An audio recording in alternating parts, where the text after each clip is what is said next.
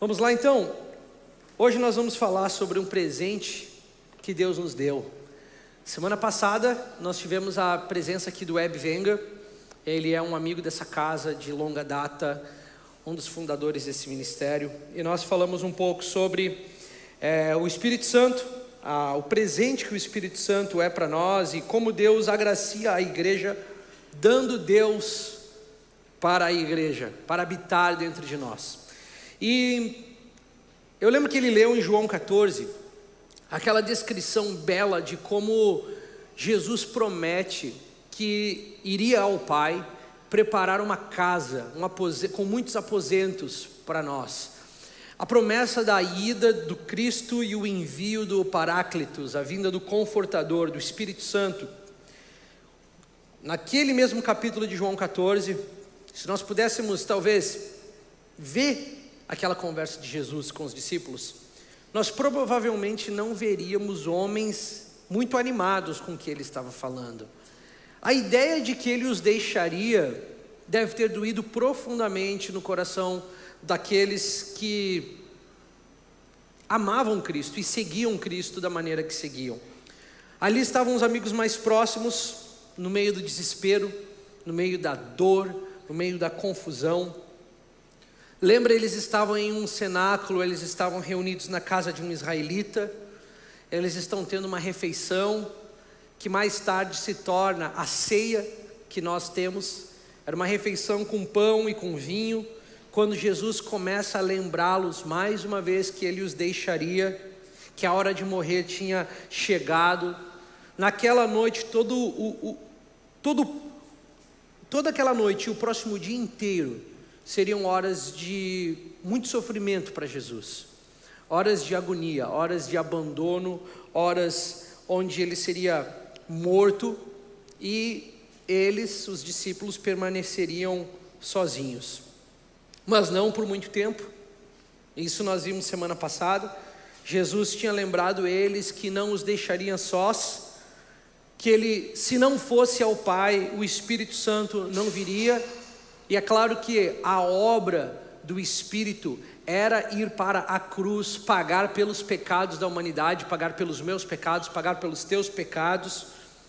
Os discípulos estão preocupados, mas na expectativa do que significa receber o Espírito Santo, o que significa a vinda do Espírito Santo, e por onde quer que eles fossem, por onde quer que eles andassem, seja o que fosse que teriam que aguentar, ele prometeu: vocês não estarão sozinhos. Esse conceito começa a ser questionado por eles. Como assim nós não estaremos sozinhos? Se você nos deixará. Eles teriam a permanente, a perpétua companhia do Espírito Santo. E Jesus pensa em tudo, não é? Ele nos conhece tão bem, e ele sabia que seria insuportável para qualquer um dos seus discípulos passar por uma vida inteira sozinho, sem ajuda, e ele sabia que seus discípulos não suportariam a dor da perda do Filho de Deus, especialmente quando nós nos sentimos como nos discípulos naquela noite, quando nós nos sentimos tristes. Os discípulos naquela noite, eu vou usar essa expressão várias vezes hoje, eles estavam num dia de profundas trevas. Era uma noite de trevas profundas para os discípulos, de desespero, de desamparo, não muito diferente das trevas que nós na nossa vida também encontramos ao longo da caminhada, mesmo estando em Cristo. Ali eles teriam um grande confortador, o próprio Deus habitando neles e em nós por meio do Espírito Santo. Mas o que é incrível é que Jesus pensou ainda além do Espírito Santo. Jesus pensou ainda além desse incrível presente que nos foi dado, o Espírito Santo. E para se certificar de que nenhum dos seus jamais sentissem-se sós, ele não só fornece a presença do Espírito Santo para nos fazer companhia, mas ele também dá uma comunidade de pessoas para que os discípulos não ficassem sozinhos. Deus não só fornece a presença de Deus para eles, mas os coloca, os lança, os forja dentro de um grupo de pessoas que agora seriam companhia uns para os outros nessa jornada difícil, inclusive nos dias de trevas. Irmãos, a Bíblia diz que por meio da sua fé em Jesus, presta bem atenção, a Bíblia diz que por meio da sua fé em Jesus, e aqui não importa muito a sua opinião sobre esse quesito, realmente não importa. Ele diz que Ele te uniu a outros, pessoas de verdade, que também adoram seguir Jesus. A Bíblia diz que nós fomos unidos uns aos outros por meio da fé que nós temos em Cristo. O que isso quer dizer é que Jesus, em sua profunda sabedoria, ao te atrair ao próprio, também te ligou aos demais e não pediu sua opinião quanto a isso. Não lhe consultou se você gostaria desse tipo de relacionamento. Ele diz: não, se você vir a mim, ao vir a mim, você estará conectado a um grupo de pessoas que, igual a você, estarão caminhando no mesmo caminho. Pessoas que não são e nem serão perfeitas, mas pessoas que Ele vai usar para te fortalecer, te encorajar, te confortar na sua jornada cristã. E aí Deus nos deu uns aos outros. Para pensar nessa frase tão falada, Ele nos deu uns aos outros. Jesus deu você para essa comunidade de fé. Jesus deu essa comunidade de fé para você. E seja qual for a comunidade de fé que você faz parte, Ele diz que se você está nele, Ele te uniu a esse corpo. Ele te uniu ao corpo do qual você faz parte. E o corpo local, geográfico, está ligado à igreja de I maiúsculo.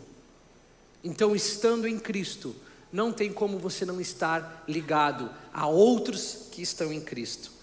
Uma comunidade de cristãos que Ele dá para te abençoar. Eu sei que pode não parecer assim na maioria das vezes, mas de fato Ele deu essa comunidade para te abençoar. Ele deu o corpo de Cristo para abençoar os irmãos da igreja universal, da igreja mundial, da igreja de todas as nações, de todos os povos. Não há ninguém que está em Jesus desligado desse corpo, desligado dessa realidade de que somos nós presentes de Deus uns para os outros. Às vezes parece que não somos presente, ou parece que alguém não vem parecido com um presente, mas é isso que a Bíblia chama. E hoje eu quero que você veja comigo essa verdade em ação diretamente das Escrituras. Nós vamos ver como isso tomou lugar, forma nas páginas da Bíblia. Se você tiver mais tempo depois, porque não é a passagem que eu vou ler agora, dedique-se a Atos 3. Leia o capítulo de Atos 3. E nós vamos encontrar dois dos discípulos que estavam com Jesus na noite da sua morte, Pedro e João. Atos 3 conta uma breve história de Pedro e João, que ali mesmo, alguns dias atrás, estavam totalmente desanimados, desencorajados, assim como os outros estavam, com medo, frustrados, preocupados, com o coração pesado. Mas aqui em Atos 3, um mês após a ressurreição de Cristo, depois de sua ascensão aos céus, eles estão totalmente diferentes. Faz só um mês que o evento que mais impactou a vida desses jovens líderes aconteceu. Agora eles estão cheios de coragem, eles estão cheios de alegria. Que transformação incrível aconteceu com esses dois homens. Entenda, eles receberam aquela promessa, eles receberam o Espírito Santo. Numa dos encontros com Jesus, antes da ascensão, Lucas nos diz que Jesus então olha para os discípulos e, soprando sobre ele, disse: recebeis o Espírito Santo. Então eles já tinham recebido essa promessa, estão cheios de coragem e ousadia declarando o Evangelho. Mas no próximo capítulo, em Atos 4, nós vemos que um número de líderes religiosos de sacerdotes, de fariseus, de escribas. A Bíblia diz que eles estavam muito incomodados com Pedro e com João. Não é só incomodados, a Bíblia diz que eles estavam muito incomodados com Pedro e com João, por causa do que eles estavam fazendo. Pedro e João então estão sendo presos em Atos 4, eles são lançados na prisão, e é óbvio que eles não estavam só muito incomodados com Pedro e João, eles estavam de fato tocando o ódio, o mesmo ódio que eles tiveram contra Jesus um mês atrás. Eles agora estavam projetando esse mesmo ódio em João e Pedro. E lá ficou. João e Pedro ficaram ali a noite toda, presos, encarcerados. Na manhã seguinte, eles são trazidos diante desses líderes e sacerdotes. E tente imaginar esses dois homens sendo julgados na presença de uns outros 50 homens, blasfemando, xingando, confrontando, pressionando, agressivamente atacando os dois jovens. Mas o medo da represália, o medo da revolta, o medo de que aqueles amigos desses dois jovens gerassem uma revolta grande na cidade, faz com que então esses líderes religiosos soltem Pedro e João. E a Bíblia diz que eles são liberados, os líderes estão preocupados com o que poderia acontecer, e é quando eles são liberados que começa então a nossa leitura de hoje, em Atos capítulo 4. Atos capítulo 4, se você estiver acompanhando, versículo 23 em diante é onde nós vamos meditar.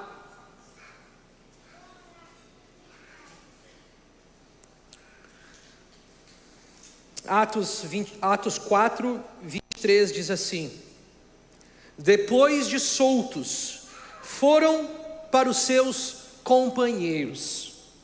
A Almeida Revista e Corrigida coloca somente a expressão foram para os seus. A Nova Versão Transformadora diz: Pedro e João voltaram ao lugar onde estavam os outros irmãos. A Almeida século 21, que é a que eu leio, diz: foram para os seus companheiros. Nós vamos parar aqui por um instante.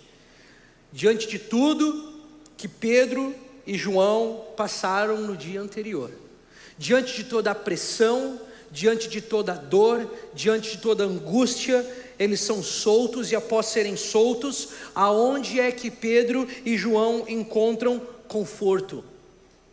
Na comunidade do povo de Deus. Pedro e João correm para os seus companheiros, correm para os seus amigos. Igreja, um dos grandes presentes da vida cristã é o presente da igreja, por mais que você não note e não valorize ainda.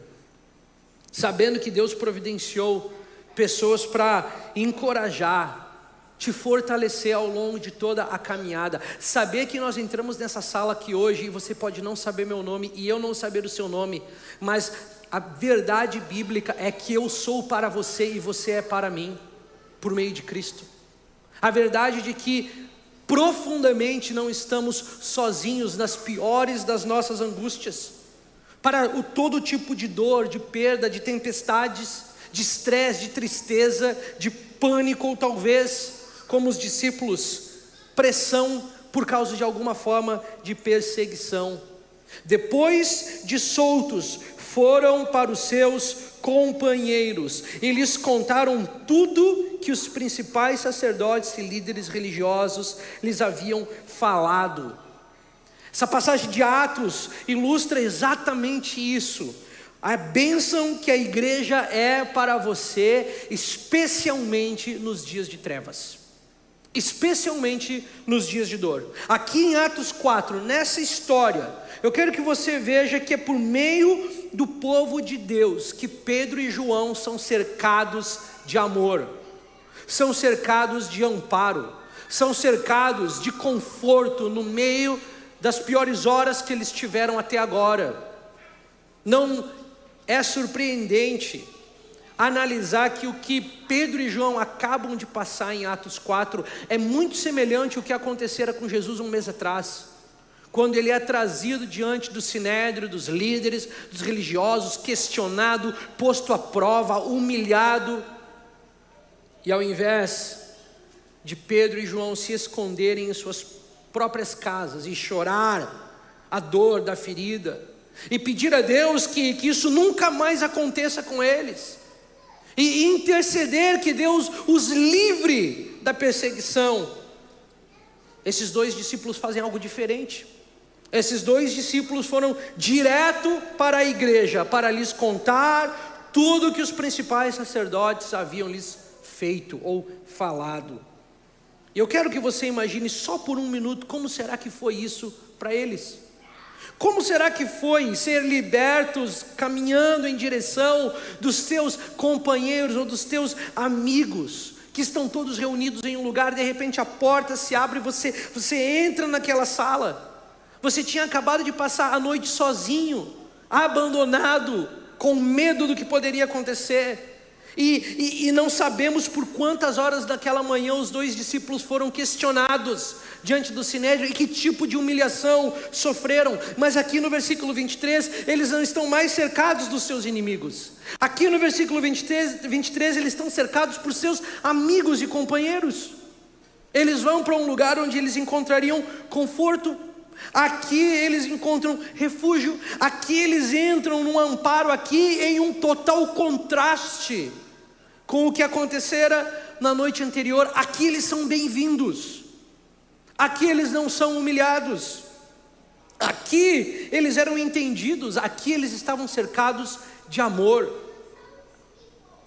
Mesmo que os poderes tinham se voltado contra eles, mesmo que os governantes agora tivessem seu alvo neles, aqui eram confortados por aqueles que conheciam por meio da fé Jesus. Estes estavam do lado de Pedro e João, e a igreja provou-se um amparo para esses dois homens. Seus amigos e companheiros provaram-se amparo no dia da angústia e no dia da dor. E amigos, nós não vivemos em um mundo muito diferente daqueles de Atos 4. Nós não vivemos num mundo muito diferente do que o mundo em que os discípulos estavam vivendo. O que era verdade para eles também é verdade para nós hoje. O mundo é um lugar hostil para Jesus. O mundo é hostil contra o nosso Senhor. E por extensão, é um lugar hostil contra todos que seguem Jesus. Contra todos que seguem Jesus. E vocês sabem bem o que é isso. Você talvez sabe bem o que é um comentário numa rede social e de repente você é atacado por sua fé. Ou você sabe bem o que é colegas no trabalho, professores na escola, na universidade, pessoas no ambiente público, vizinhos, amigos, talvez até membros da própria família, hostilizarem sua fé, caçoarem da sua fé.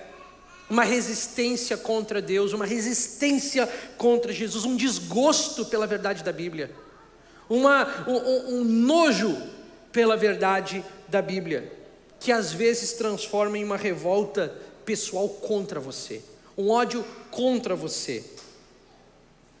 E a gente não deve surpreender-se com isso, que afinal de contas o próprio Senhor disse que o servo não é maior do que o seu Senhor.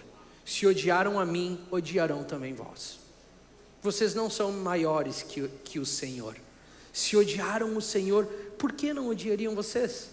Porque achamos nós ser algo de outro mundo quando alguém lhe ataca por causa da sua fé. E é por isso que o dia escuro de pressão no mundo chega para todos nós em algum momento. Quando você estiver tomado, rodeado, cercado por pessoas no seu contexto que odeiam Jesus e se levantam contra você, Deus providenciou um lugar para onde você corre para ser amparado, e esse é o corpo de Cristo. Essa é a família de fé, essa é a igreja onde Ele plantou você. Seja onde quer que você esteja assistindo esse culto, de qualquer cidade que você seja, Deus plantou você num lugar de refúgio. A igreja é um lugar de amparo. A igreja será um lugar de refúgio para nós, como foi para eles no dia da angústia. Essa semana aconteceu algo que me deixou pensativo. Uma missionária que está passando por um momento muito difícil. Sua mãe está batalhando contra o câncer. E nós estávamos trocando mensagem essa semana. E eu mandei uma mensagem para ela e falei assim: se você precisar de qualquer coisa, nos avise. Se você precisar de qualquer coisa, nos avise. E a mensagem que ela me manda de volta foi essa aqui, nas suas próprias palavras: eu estou me sentindo muito abraçada e apoiada pela nossa comunidade. Eu amo vocês. Uma mensagem simples, uma resposta simples. Mas, para quem está nesse exato momento, do lado da sua mãe, que na palavra dos médicos está indo embora, agora mesmo, essa jovem está passando por um profundo momento de trevas. E sente-se abraçada pelo amor dessa comunidade. Se você sabe quem é, você sabe do que eu estou falando. Como nós somos encorajados na vida da igreja, em meio à luta, em meio à nossa tentação, em meio à nossa jornada da fé. Como no domingo passado, quando eu convidei vocês, durante a transição, a simplesmente orar uns pelos outros.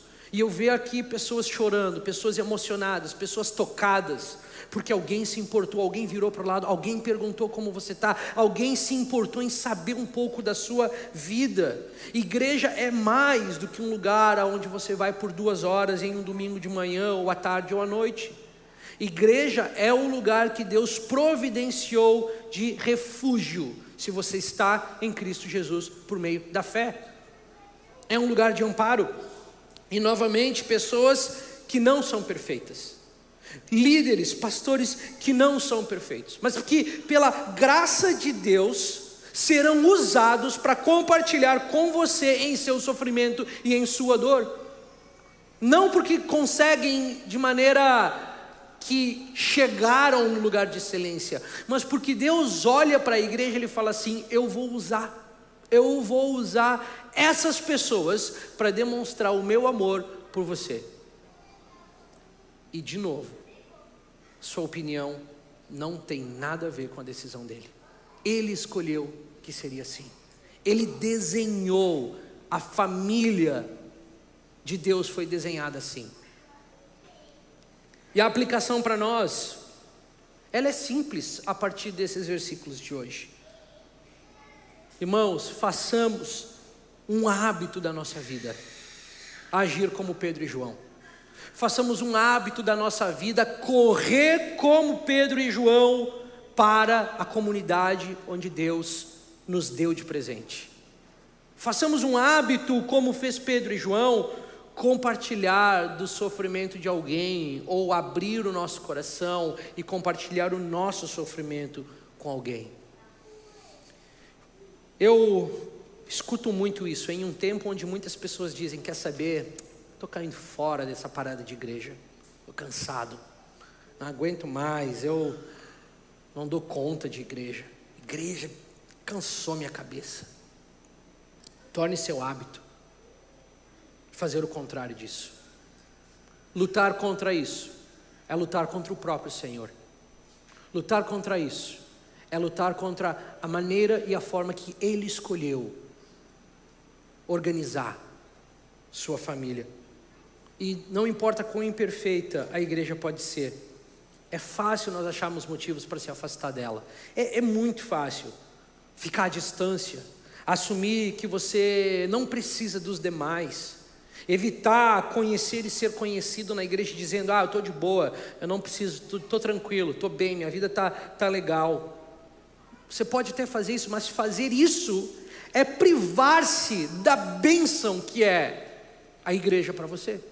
Fazer isso é não querer provar de algo precioso que Jesus deu para você. E disse: eu usarei-os para lhe fazer sentir-se amado. A Bíblia deixa clara que Deus jamais deixará de amar qualquer pessoa que pertence a Ele por meio da fé. Olha só, isso é uma doutrina bíblica. Deus jamais deixará de amar você que chegou-se a Ele por meio da fé. Isso é uma doutrina bíblica. Pega isso, põe embaixo do braço, igual um cheque que você leva para o banco e saca o dinheiro. Isso é uma verdade bíblica, isso nunca mudará.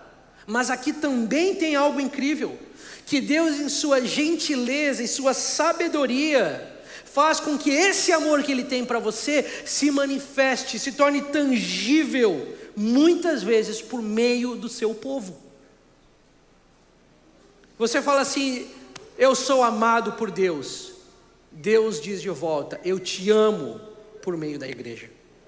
Eu expresso meu amor por você por meio do corpo onde você está conectado. E é claro, você já se frustrou com a igreja, como eu já me frustrei com a igreja. E eu escuto às vezes algumas pessoas falando assim: você precisa ser Jesus para o seu irmão. Meu irmão, não fala isso e não promete isso. Ninguém pode ser Jesus para você ou por você. É essa expectativa que frustra pessoas com a igreja. Ninguém vai ser Jesus para você, só Jesus vai ser Jesus para você. Só Jesus. Mas o que outros podem ser é serem de alguma maneira usados para te apontar para Ele, para te mostrar o caminho que leva a Ele, para te encorajar e com você caminhar o caminho até Ele. Estes são os irmãos, e ao longo desse caminho lhe machucarão, esbarrarão em você, mas foram colocados ali, porque a ideia de Deus é melhor do que a ideia do homem. Os planos deles são melhores do que os nossos. João e Pedro foram ali naquele dia cercados de amor pela igreja. Mas tem algo além de serem cercados por amor. Pela própria história de Pedro e João, nós notamos que a igreja não é só um lugar onde eles são cercados de amor. A igreja é um lugar onde nós somos empurrados, nós somos quase que forçados, nós somos encorajados a correr para o lugar de intimidade com Deus. Sabe por quê? Sempre que alguém prega sobre oração, muitos dentro da igreja ficam desconfortáveis, porque sabem que isso está falando a respeito da sua própria vida, ou a falta de oração na sua própria vida. E nós não gostamos de ouvir pregações sobre oração, porque elas são confrontantes, elas são um tapa na cara, elas são como se você estivesse olhando para a sua ineficácia ali, bem diante dos seus olhos.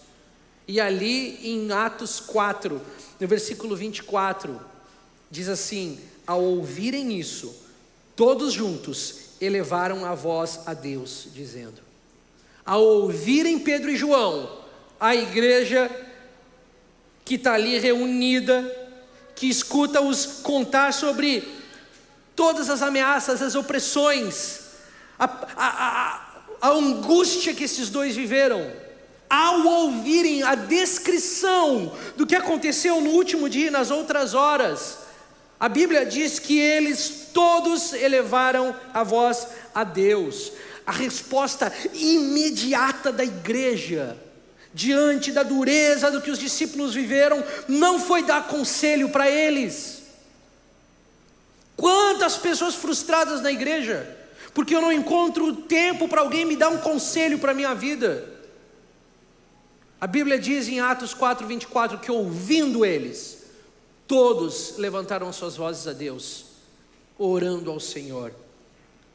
Não foi dando conselhos uns para os outros, embora conselhos não sejam ruins.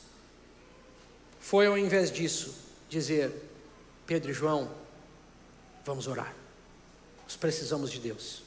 Nós precisamos orar. Não há nem pausa no texto, irmãos. Você pode argumentar o que você quiser, de falar assim: não, aqui a oração aconteceu depois. Não há pausa no texto, não tem intervalo no acontecimento. Ao ouvirem isso, a Bíblia diz, trouxeram tudo diante de Deus, se jogaram em oração diante de Deus. Note que diz ali, todos juntos. Não é pastor, ora por mim, não é líder, ora por mim. É assim, todos vamos orar aqui por Pedro e por João. Todos vamos abraçar aqui a angústia e a dor de Pedro e João. Todos juntos vamos diante de Deus. E amados, essa é uma das grandes bênçãos da igreja. Especialmente quando você está em um período de trevas. Deus deu para você um grupo de pessoas que não somente lhe ouvirá, não somente cuidará de você, mas pegará você pela mão e vai dizer: vamos falar com aquele que pode resolver essa questão. Vamos diante daquele que pode mudar essa situação. Pessoas que pegarão, em outras palavras, pessoas que vão pegar no seu rosto aqui, ó, na sua bochecha, e vão levantar a sua cabeça e vão falar assim: ó, olha para cima, olha para cima. Para de olhar para baixo, para de olhar na horizontal, olha para cima. Pessoas que vão encorajar você a correr para Deus ao invés de Deus. Porque na nossa angústia e na nossa dor, muitas vezes a vontade é correr de Deus. Pessoas que vão encorajar você a falar com Deus, ao invés de recuar, de se desconectar. Às vezes nós estamos dentro da igreja, no meio do povo de Deus, na maior angústia da nossa vida, de lábios cerrados, sem conversar com o Senhor. E algumas pessoas vão falar: não, cara, você precisa começar esse diálogo aí com Deus. Comece a conversar com Deus, comece a botar para fora isso aí, comece a falar do que está pegando aí dentro. Abre sua boca, começa a dialogar com Deus. Pessoas que vão te encorajar a caminhar juntos ao invés de caminhar sozinho. Isso é exatamente o que a igreja em Atos 4 fez por Pedro e João. Durante tudo o que aconteceu com eles, a igreja os cercou e disse: nós precisamos orar. Nós temos que orar diante do que está acontecendo. Nós precisamos orar. Mas talvez nos perguntamos hoje: por que isso tudo é tão importante? Por que isso tudo é tão importante para a minha própria vida? Como é que ser encorajado a orar vai me ajudar na prática quando o dia mal vier? Como é que ser empurrado para o lugar de intimidade com Deus e de fato abrir a minha boca para dialogar com o Senhor vai me ajudar? Porque é importante orar. Para quê? E nós temos duas respostas bem claras aqui no texto, bem claras. Em primeiro lugar, é por meio da oração que você é lembrado que Deus está no controle de tudo. Oração te lembra que Deus tem o controle. Eles dizem assim, ó, olha as primeiras palavras que saem da boca deles: Senhor, Tu que fizeste o céu e a terra, o mar e tudo que nele há. Quão doce deve ter sido para aqueles dois homens sair do momento de angústia, de dor, de dúvida, de aperto, de pressão, de ameaça, reunir-se com os irmãos e os irmãos em uma voz confessarem, acalmarem o coração de Pedro e João, falando: não, o nosso Deus é o Criador dos céus, da terra, do mar e de tudo que está dentro do mar. Esse é o nosso Deus, Pedro e João. É a esse Deus que nós servimos. Nós levantamos a nossa voz para esse Senhor, não para César que governa sobre alguns milhares, não para Roma que domina sobre alguns fortes. O nosso não está acima destes. O nosso é Criador, é soberano, é Deus dos deuses, é Senhor dos senhores. Eles começam a falar ali no meio da igreja, a confessar que tipo de Senhor todo-poderoso eles serviam. O 25 diz assim: que pelo Espírito Santo disseste pela boca do nosso pai Davi teu servo: por que os gentios se enfurecem e os povos imaginam coisas vãs? Os reis da terra levantaram-se e as autoridades aliaram-se contra o Senhor e contra o seu ungido. Irmãos, eles começam a mencionar no 25 e no 26 passagens de Salmos 2. Eles vão lá para o Salmos 2, que é um salmo messiânico, que foi escrito há muitos anos antes, e eles descrevem a hostilidade daqueles que vieram contra Pedro e João, como a hostilidade daqueles descritos pelo salmista no Salmos 2. Aqueles que gostam de estudar a Bíblia têm que ficar fascinados com isso aqui. Eles aplicam o Salmos 2 a essa passagem. Eles pegam o Salmos 2 e dizem assim: não, peraí, o que está acontecendo aqui é o que diz Salmos 2. Os reis da terra estão se alinhando contra Deus e contra o seu ungido. E o que Pedro e João estão experimentando é um ataque pessoal, sim, mas é mais do que isso, é um ataque contra o ungido do Senhor. E eles olham e falam assim: você, Deus, que falou por meio do nosso pai Davi, Não foi Davi em sua sabedoria que escreveu aquilo. Foi você, Deus, por meio de Davi, que dissem: quem são vocês, ó homens da terra, para se levantarem contra Deus e o seu ungido? Eles vão para o lugar da intercessão. Eles pegam Salmos 2, eles aplicam Salmos 2 na situação de Pedro e João. E essas pessoas tinham só há um mês atrás levantado-se contra Deus e o seu ungido. Fazia um mês que os reis da terra tinham ido contra Deus e o seu ungido. E os discípulos lembram dessa cena. Está fresco na memória deles. Por trás de toda a trama, por trás de todo o ódio contra Jesus, estava um ódio contra a soberania de Deus. Porque então que aquelas pessoas se reuniram e tramaram contra ele, o versículo 28 vai dizer: para fazer tudo o que a tua mão e a tua vontade predeterminaram que fizesse. Presta atenção nisso. Por que eles se reuniram? Por que os líderes da terra se aliaram? O 27 vai dizer: nessa cidade eles fizeram isso. De fato, nessa cidade, Salmos 2 aconteceu. Foi nessa cidade, contra o teu servo Jesus, que Herodes e Pilatos se levantaram. Para quê? Para fazer tudo o que a tua mão e a tua vontade predeterminaram que fizesse. Mesmo que o dia da morte de Cristo parecesse como se Deus tivesse sido vencido, mesmo que Jesus na cruz parecesse que de alguma forma Deus tivesse perdido o controle, seus propósitos não saíram em nenhum momento do trilho. E a igreja confessa isso. A igreja diz o seguinte: Jesus não morreu na cruz só porque pessoas o colocaram lá, mas morreu porque assim Deus planejou, assim Deus quis.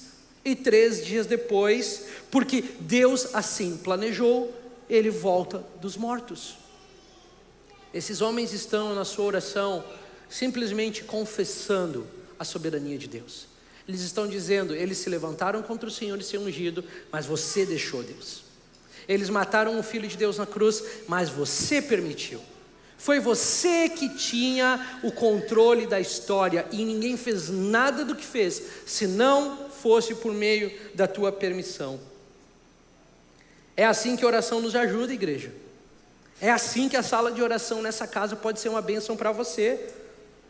Quando você se chegar ao Rei do Universo, quando você dobra o seu joelho na sombra da soberania de um Deus grande, você é lembrado rapidamente que Ele governa acima de toda trama e de toda dificuldade.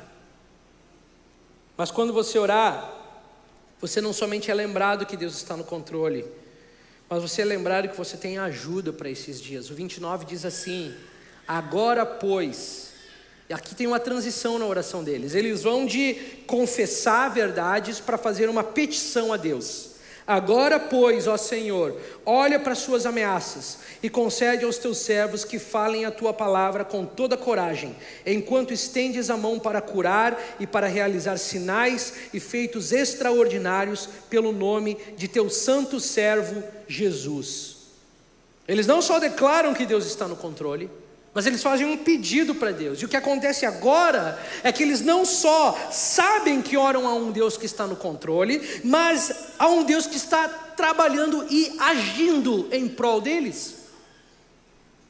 Eles saem de só confessar o poder de Deus para de fato engajar o seu coração em uma petição. Um Deus que pode estender a mão e fazer com que coisas aconteçam. Um Deus pronto para socorrer um povo no meio da dificuldade. Um Deus disposto, e que incrível lembrete é esse, especialmente quando tudo parecia perdido e fora do controle. Nós servimos um Deus que tem poder para nos ajudar na hora da necessidade. E eu penso que também há uma verdade que acaba se perdendo, eu não sei se você já viveu isso. Às vezes nós achamos que no fundo, Deus na verdade não tem mesmo como me ajudar. Isso é uma coisa que a gente fala na igreja, é uma palavra de animação, de energia, de fé, mas no fundo, olha, eu ainda estou doente, o estresse ainda não foi embora, a tristeza não termina, as dificuldades não se vão, Mas é aqui que está o grande valor da oração. Oração nos lembra que no dia mau não temos outro recurso senão nos lançar nas mãos dele. É exatamente por isso, porque mesmo que a angústia continue e a dor permaneça, não há outro lugar para você senão se lançar nas mãos dele. Não há outra saída para mim e para você.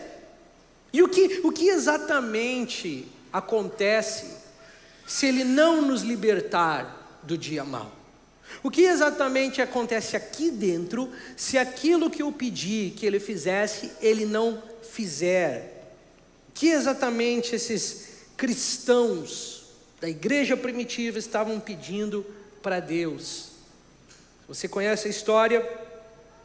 Eles notavelmente não pedem que ele os resgate dos problemas.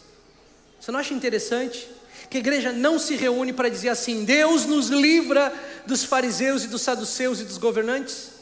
Você não acha interessante que eles não fazem assim: Deus, agora mesmo, Criador do céu e da terra, do mar, de tudo que nele há, nós te pedimos, afaste o homem mau de nós, tire aqueles do caminho, afaste os sacerdotes, amarramos toda a obra das trevas contra Pedro e João. Você não acha interessante que não é isso que eles fazem? Mas eles oram: Deus, leva embora a perseguição. Eles oram: Deus, leva embora o problema que nós temos tido com os escribas. Não, eles pedem algo totalmente diferente. Eles falam assim: Deus, considera as ameaças, olha para as ameaças e dê para os teus servos coragem diante das ameaças. Dê para os teus servos força diante das ameaças. Dê para os teus servos ousadia diante das ameaças. Nós conhecemos bem a história. Nenhum desses cristãos aqui teria uma vida fácil. Nenhum deles, nenhum dos discípulos seria posto em paz em um cemitério, em um jazigo qualquer aí. Nenhum teria um fim de vida pacífico. Eles teriam ainda mais perseguição, eles teriam ainda mais pressão, ainda mais dureza, ainda mais dificuldade e preocupação. Mas no meio disso tudo, Deus os sustentaria, Deus lhes daria força e ânimo, Deus os manteria fiéis, Deus os manteria de pé, Deus enviaria ajuda. E Ele fez isso para a igreja primitiva, Ele ainda faz isso para a igreja nos dias de hoje. Ele ainda faz isso por mim, e Ele ainda faz isso por você. Mesmo que os dias maus não vão embora, mesmo que as angústias que lutam contra nós não se vão, mesmo quando o fardo que você carrega não fica mais leve e não seja tirado, mesmo que circunstâncias nunca mudem, isso não quer dizer que Deus está inoperante. Talvez você fale assim: Deus, eu estou me afogando aqui. Talvez Deus não vai te tirar da água, mas a promessa é que você não vai se afogar. Essa é a promessa. Ele pode não te tirar de dentro da água, mas você não vai se afogar. Você não vai se afogar. E amigos, esse é o presente da igreja.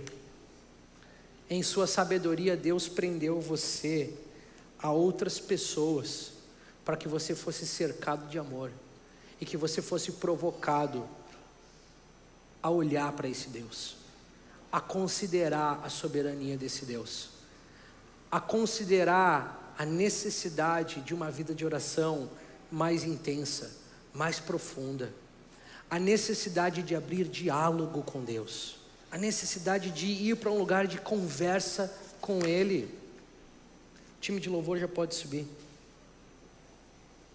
O versículo 31 vai dizer assim: quando terminaram de orar, o lugar em que estavam reunidos tremeu, todos ficaram cheios do Espírito Santo e passaram a anunciar com coragem a palavra de Deus. Irmãos, e rapidamente, antes de terminar, eu quero olhar com vocês esse versículo.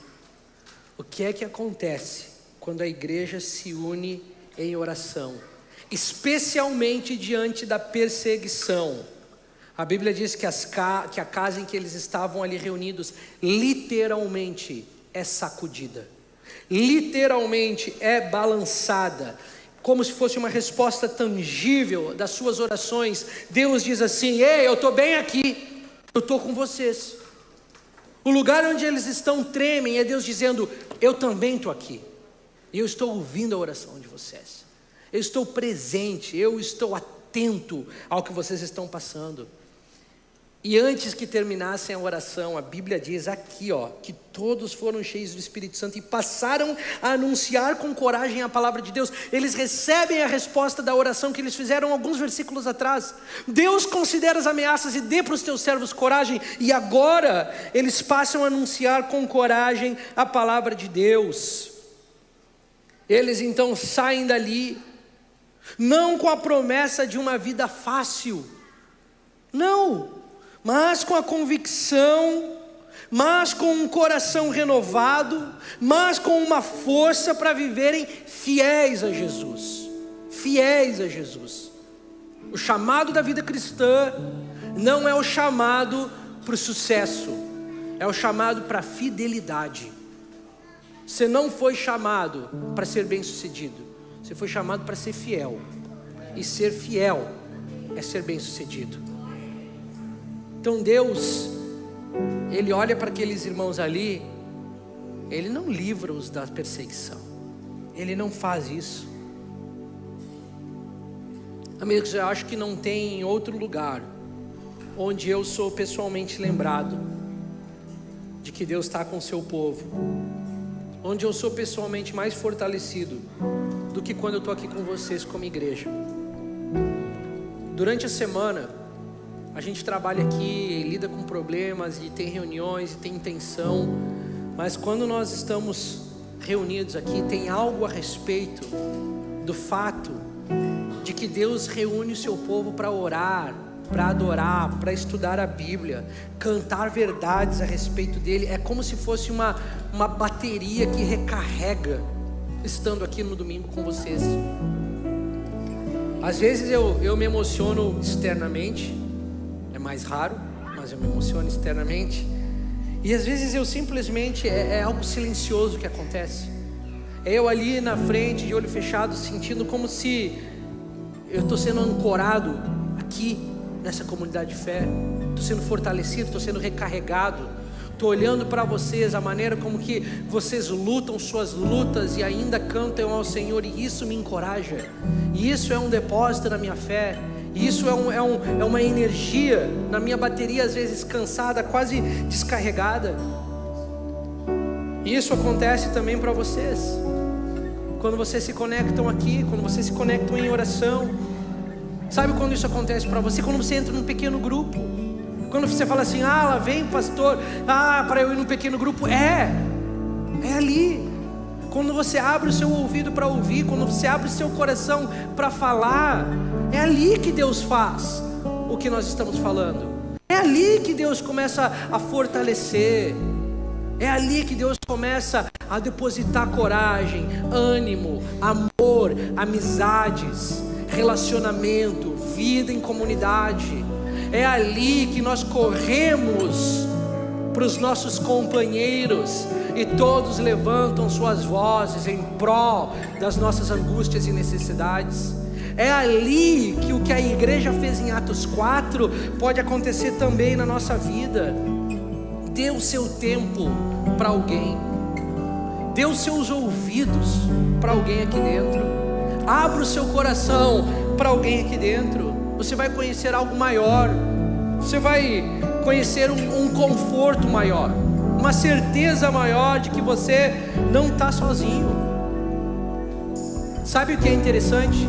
Isso não está na Bíblia, mas isso é uma experiência pastoral, de que Deus usa a proximidade que você tem com a igreja para a quantidade de quão amado você se sente por Ele, em primeiro lugar.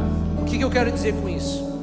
Quando você dá um passo em direção e sai do anonimato, sai da zona de esconderijo, de ser invisível, quando você dá um passo em direção à exposição, a ser visto, algumas coisas começam a acontecer e você começa a sentir esse sentimento de eu pertenço, eu sou, eu tenho, eu sou daqui. Tem pessoas legais, tem pessoas que parecem comigo.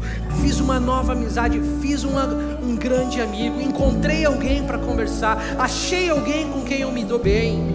Quando você sai dessa zona e você permite-se ser cercado por amor, você prova do amor de Deus. Eu quero dizer para vocês que se relacionam com líderes, que se relacionam com pastores, que se relacionam com o pastor Kleber, comigo, com presbíteros, com outros líderes dessa casa. Se você não se faz vulnerável, você não prova do que a gente está falando aqui hoje. Sabe o que a vida pastoral também me mostra ao longo desses anos todos? Você acha que eu sou jovem? Eu sou, mas eu estou no ministério tempo integral desde os meus 17 anos. E uma coisa eu vejo sempre: todo mundo tem dores e todo mundo tem problemas. E as pessoas chegam na igreja, não querem mostrar as dores e os problemas, porque o pastor vai achar que eu sou inferior aos demais. Não, você é inferior aos demais quando você acha que a liderança acha que você não tem problema. Eu tenho um amigo que me disse assim: nunca confie em quem não manca. Nunca confie em quem não manca.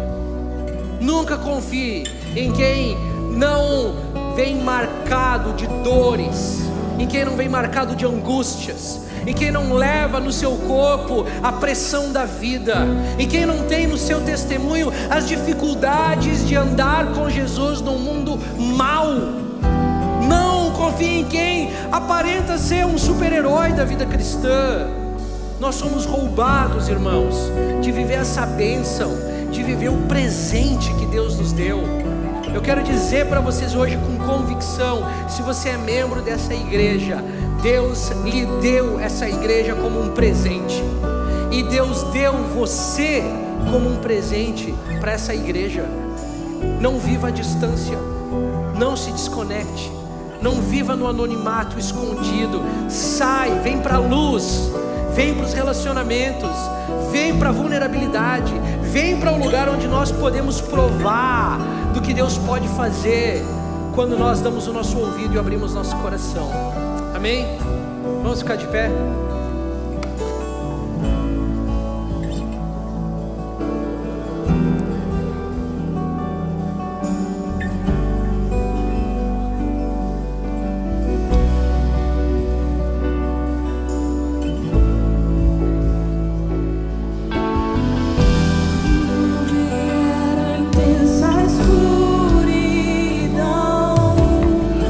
Não temerá o nosso coração.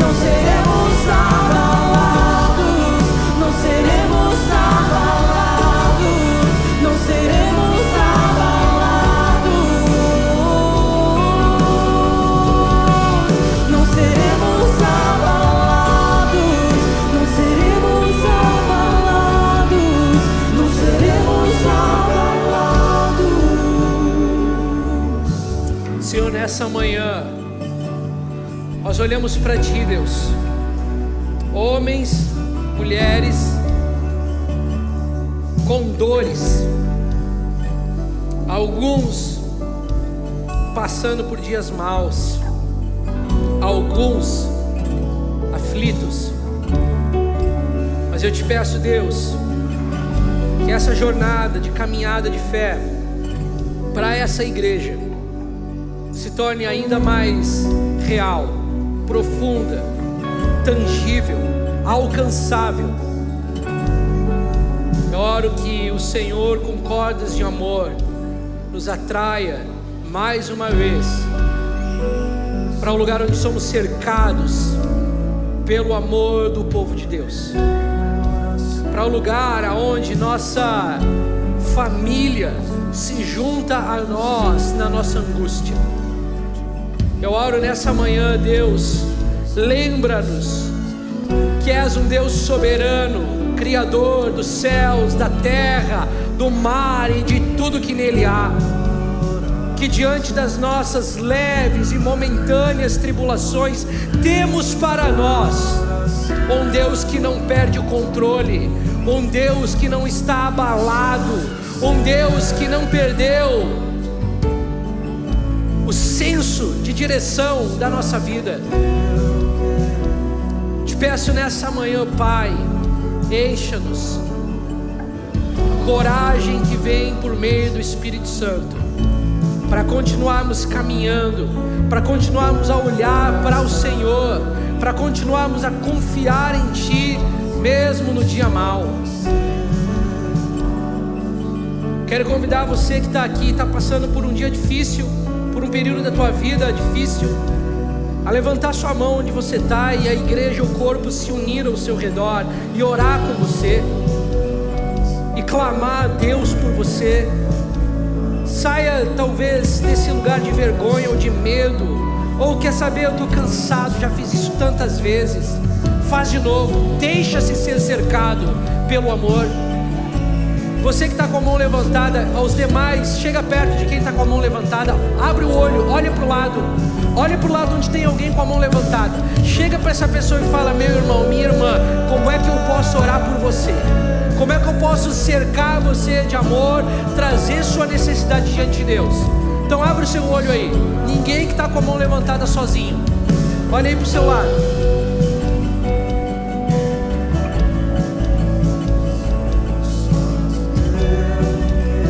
Vamos cercar uns aos outros aqui nessa manhã.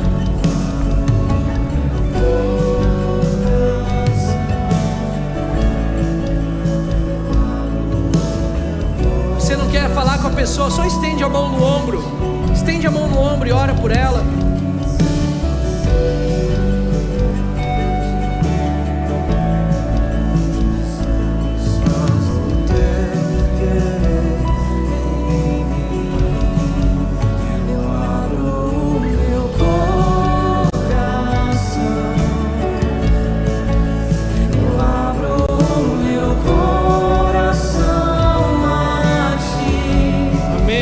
Faz o que só você pode.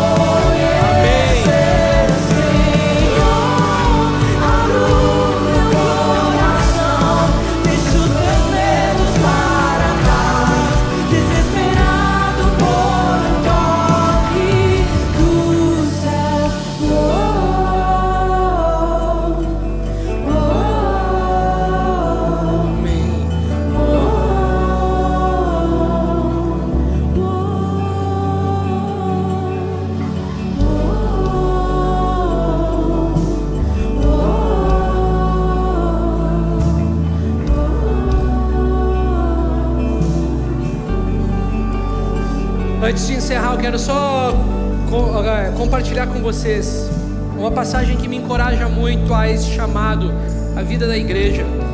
Em Lucas 22, Jesus interage com Pedro. Pedro é avisado de que ele seria atacado pelo inimigo da nossa alma. E no versículo 31, Jesus fala assim, Simão, Simão, Satanás vos pediu para peneirá-los como trigo, mas eu roguei por ti, para que a tua fé não esmoreça. Simão, Simão, ele virá atrás de vocês, ele vai querer derrubar vocês, e ele vai vir com toda a força que ele puder, mas saiba, eu intercedi por vocês, eu tenho orado por vocês. E aí ele conclui assim: Pedro, quando você retornar, quando você vier do tempo de escuridão da sua vida, da caminhada de trevas, do dia mau, quando você retornar, fortaleça os teus irmãos. Eu quero dizer isso para alguns de vocês que estão aqui. A jornada termina quando Pedro retorna para fortalecer os irmãos.